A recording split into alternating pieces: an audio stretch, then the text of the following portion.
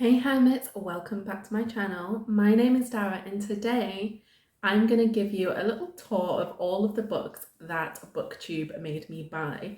So I have a stack of about 10 books in front of me now, and these are all of the physical books whose purchase has been inspired by me watching BookTubers rave about them. Now I feel like I need to say here that I am not the kind of person who is super easily influenced when it comes to buying things. Like, these are not necessarily things that I've gone out and bought immediately after seeing them spoken about. I've just sort of made a note in my journal, and when I found them on sale or I found them secondhand or I've had like gift certificates to use, then I have picked them up. So I just wanted that responsible little disclaimer in right at the start before we dive in. Now, where possible, I'm going to try and tell you who recommended what. I think there's only one book on this pile whose recommendation I just can't remember. I can't remember who was talking about it, but other than that, I'm fairly sure I know where I got the ideas for each of these books. We'll see how we go. Okay. Now, I'm not going in any particular order. I'm not going in like order that I purchased them. I'm not going in order of like how good they are or how excited I am to read them. It's literally just like the order in which they are on this pile here. So first up we have The Devouring Gray by Christine Lynn Hermit. I picked this secondhand from a charity shop, which is why it's got this sticker on. Let's see if we can peel it off, because I know we don't like stickers, whether they are like real stickers or printed stickers. So there we go, that's better. The Devouring Gray. And the reason that I wanted to grab this one is because I remember hearing about it while I was rewatching The Vampire Diaries, and it gives me like the vibe of the early seasons of The Vampire Diaries. So it's like a small town where everything's a little bit mysterious and the locals are a little bit distant, like there's some kind of secret in the town.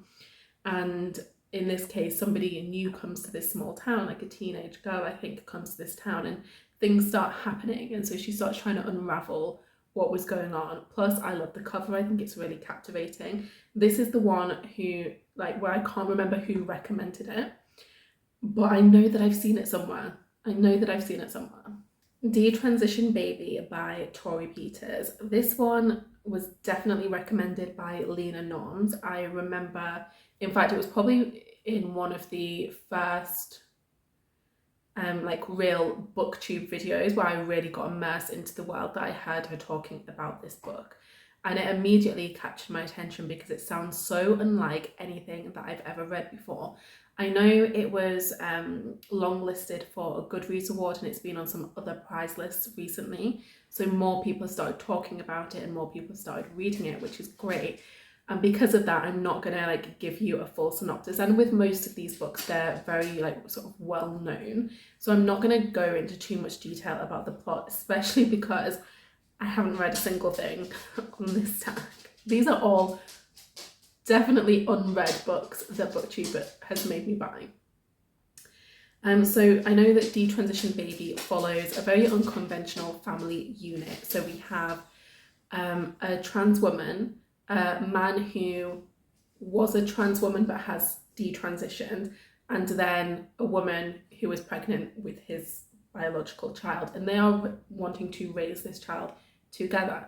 You know it's going to be chaotic, but I think it's also going to really dive into some important topics, and I'm definitely interested in picking up this up pretty soon, just because I have a good feeling. That's it. It's entirely based on my intuition. It is based on nothing else whatsoever. I just have this feeling that I'm really going to love this book. We'll see. Once I read it, we'll see if I really know myself, won't we? Ace of Spades by Farida Abike Yemide. Now, I know that I like this author's writing because she actually wrote an essay in Black Joy, which was an essay collection that I read a little while back that I highly, highly recommend. But this book I saw recommended by, I want to say it was in one of Olivia Reads a Latte's videos, but now that I'm on camera, I'm starting to doubt myself, so maybe I'm wrong. I've heard it recommended by a lot of people, so I was pretty confident when I picked this up. But it's described as Get Out meets Gossip Girl, and anything that is described as meets Gossip Girl is going on my list, because back in the day, that was my jam. Definitely looking forward to this. I love anything a bit mysterious. I love anything dramatic, especially if there's like rich people drama and academic drama. So I know that this is going to be a fun time. Speaking of academic drama, The Secret History by Donna Tartt. Now this is one of those like modern classics that everyone should have read by now, but everyone, meaning me, has not. But after hearing Jamie from Jamie's Library really bang on about this so much, I knew I just needed to get my act together and buy it, especially when I saw it available for like, I don't even know how much this was. I think it was either 50p or it was 3 for £1 at a charity shop. So I thought, do you know what? I'm gonna do it. The Final Empire by Brandon Sanderson. I actually purchased all 3 of like the first. I think this series is like broken up into 2 parts. I might be wrong there, but I have the first 3.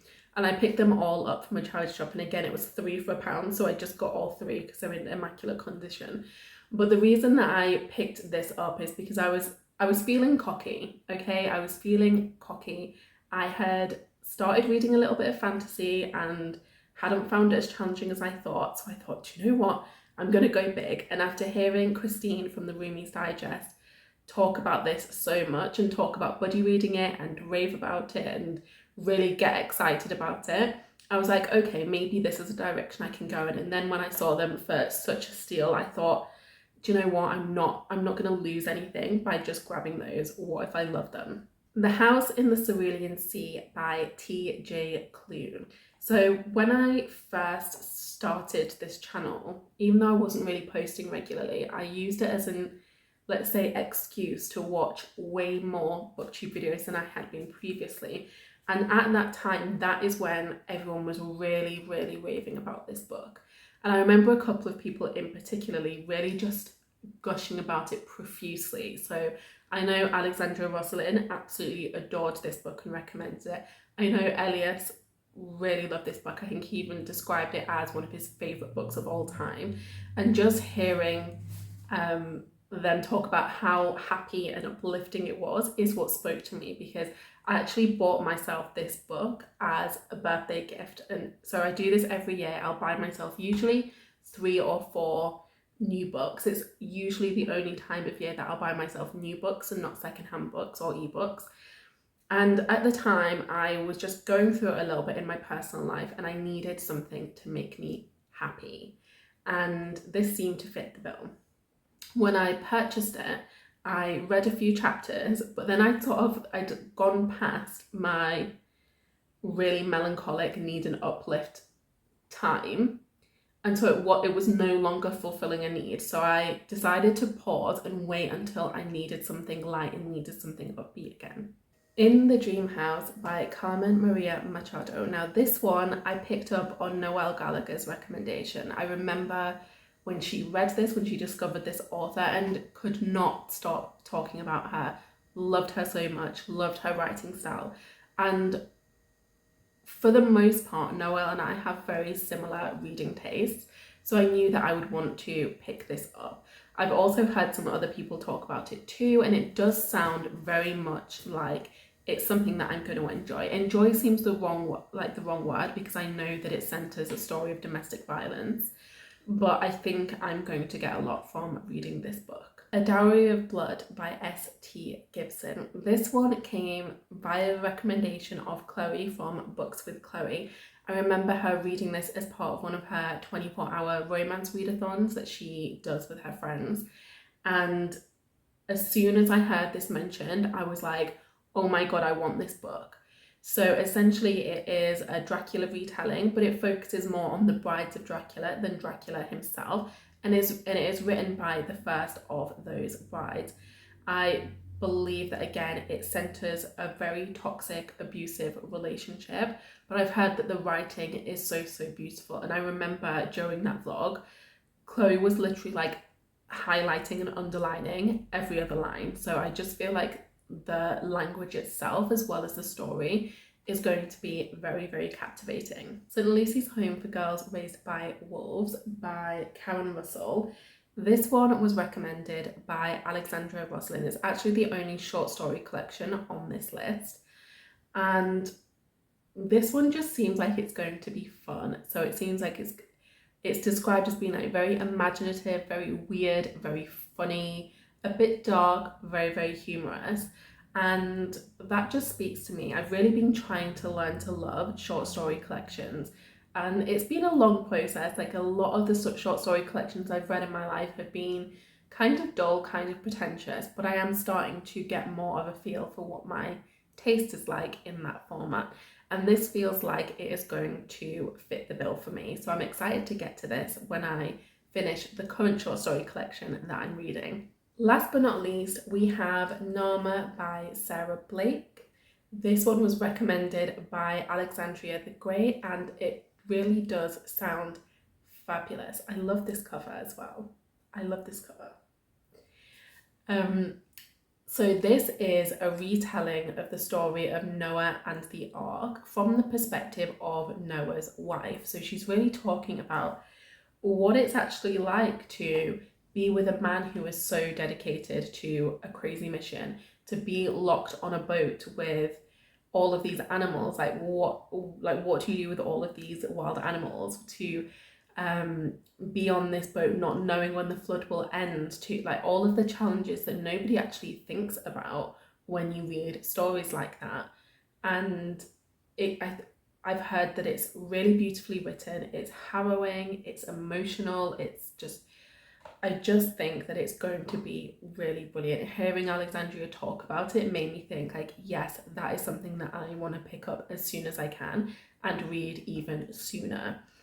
And I'll be honest, like I haven't read this book. Like I said, I haven't read any of the books on this stack yet, but I do really, really want to. And in fact, filming this video has reminded me just how much I want to pick some of these up. So who knows?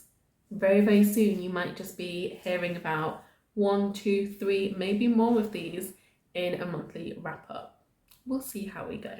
If you have read any of the books I've mentioned in this video, I would love to hear from you in the comments. Which one should I pick up next? Cast your vote and maybe, just maybe, I will take your advice. Thank you for joining me today. It has been lovely to spend a few moments talking about one of my favourite things, books. Have a great day wherever you are, and I will see you in my next upload.